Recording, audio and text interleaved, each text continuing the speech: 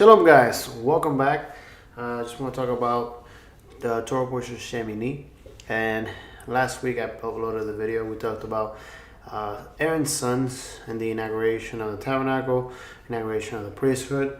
And so how Aaron's sons profane the tabernacle. And then from there, we see that it transitions to chapter 11 with the unclean and clean animals. And it tells us for the first time what animals are to be eaten by the people or by the people of Israel and that are prescribed by Elohim. And so one of the interesting things that I was reading in the book of Jacob Milgram for Leviticus, the commentary, he establishes that the animals themselves and creation have a covenant with God. Right? When you go to Genesis 9, you see in Noah that he makes a covenant with Noah and his family and humanity, but also he makes a covenant with the animals, and the animals are a property of Elohim. Right? Elohim created these animals, created creation. And so when was the moment that humanity decided to eat animals? Right? And so we have to go back to Genesis, and where Adam and Eve, right, they sinned, they disobey God or God's order in the garden, they eat from the tree. And so Adam is cursed with whatever he sows into the ground, he won't have fruit from it, right? And so eventually they have to resort to what they can eat from what is in creation, which is animals, right? And so they were called to eat from the seeds from the tree, but now they have to eat animals, and they have to basically offer sacrifices and dedicate them to God, because these animals belong to God. These are creations of Elohim. And so we have understood that in the sacrificial system, the blood represents life. To understand that is a whole nother video. But in reality, in the sacrificial system for the tabernacle and the temple, blood represents life. And so you cannot eat or drink blood because you're not responsible. You cannot take from what is God. So the blood represents life, or life is God. So the life of that animal is not yours. You eat the meat as a representation of the provision that God has given you, or the need of nourishing your body, but you cannot take the life of the animal, or you cannot inherit the life of the animal, which is the blood. So in Israel, every animal that was sacrificed and offered to the temple, it had to be offered to the temple. You cannot eat anything inside the city gates or the tabernacle presents without offering it to Elohim, because at the end of the day, the blood, you cannot manipulate it. And if you had a sacrifice or a meal offering, or if you had any animal that you were going to eat outside the camp or outside of Jerusalem, the blood, you had to spill it on the ground and then bury it, because the blood again represents the life. He says here, Jacob Milgram is a very good commentary.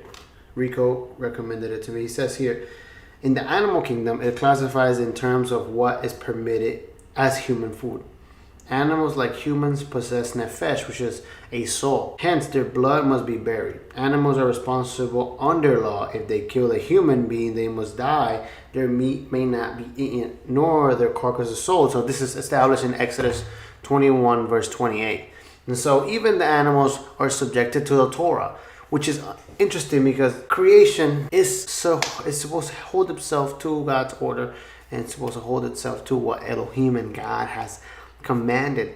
And so it's not just the people that are called to do this. Now, there's a lot of controversy on today's time, what you can eat, what you should eat, right? Many people have a simple but very complex argument with eating pork or eating shrimp. And so at the end of the day, in today's time, in our time, it's very hard for humanity to understand that if you believe in the Bible itself, right? Because at the end of the day, the scope that you have to pay attention to as a believer in the Bible is what the Bible says. You have to hold yourself to what the Bible establishes and what the Bible orders from God himself, right? And so the only place in the Bible where God says this is what you can eat and can't eat is Leviticus 11 and Deuteronomy 14. And so if you read the Bible, if you're a believer in the Bible, you have to understand that every protagonists in this Bible, whether it was Jesus, Moses, whether it was David, Solomon, whether it was John, Paul, Peter, Matthew, all of these men that were represented, that represented Elohim, represented God, they held themselves to these Leviticus 11 and Deuteronomy 14 statutes and Torah.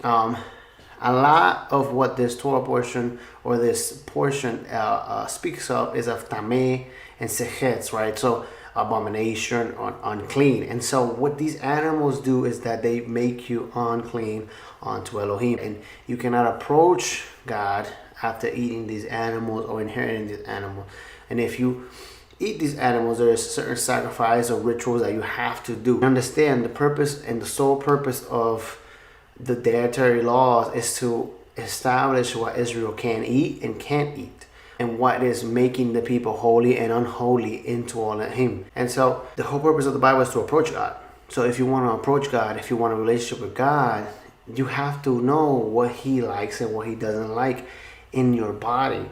As we have been talking about in many other videos, we call ourselves the temple. So if we are a temple of God, if you are a temple of the God of the Bible, you have to understand that you have to keep your body according to what your God says.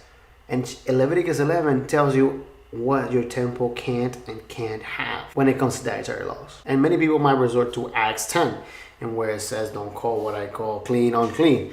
Now, that has a context. We're talking about Cornelius. Cornelius was a Roman centurion that had turned himself to God and had basically been giving to the needy, was helping the community and believed in the God of Israel.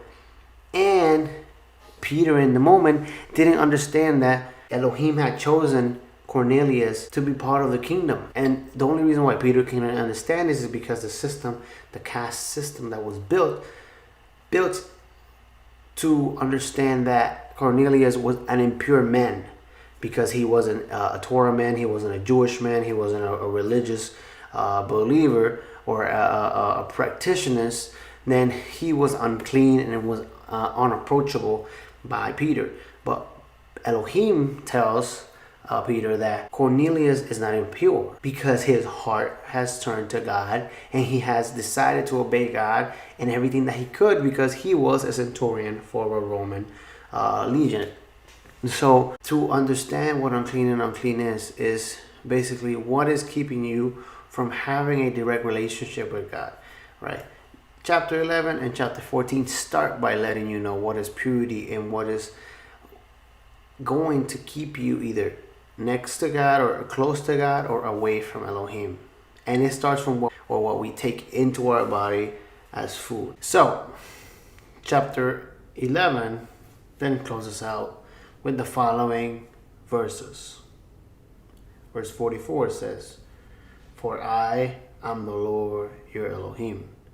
Consecrate yourself therefore and be holy, for I am holy. You shall not defile yourself with any swarming thing that crawls on the ground. For I am the Lord who brought you up out of the land of Egypt to be your God. You shall therefore be holy, for I am holy.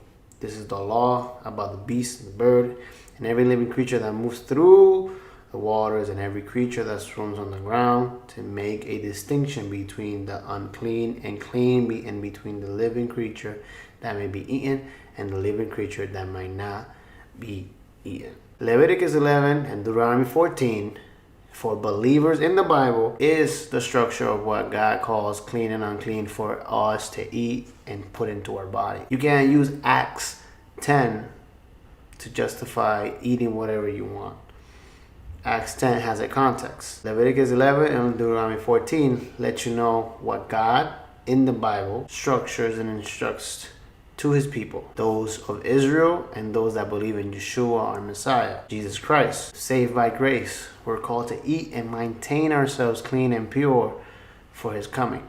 So make sure you read up Leviticus 11, Deuteronomy 14, and I'll see you next week. Shabbat Tov. Ooh, I'm getting good at this. Sorry, I should have been close. Hey guys, I forgot to tell you. Subscribe if you have any questions, comments, concerns, put them in the comment section down below. And if you want to hear from people that really know what they're talking about, you can check out Casa de Israel Yarah. It is in Spanish. Or you can go to either Wisdom in Torah or Treasure of the Temple, and I'll put the links so you guys can go check them out. Shalom.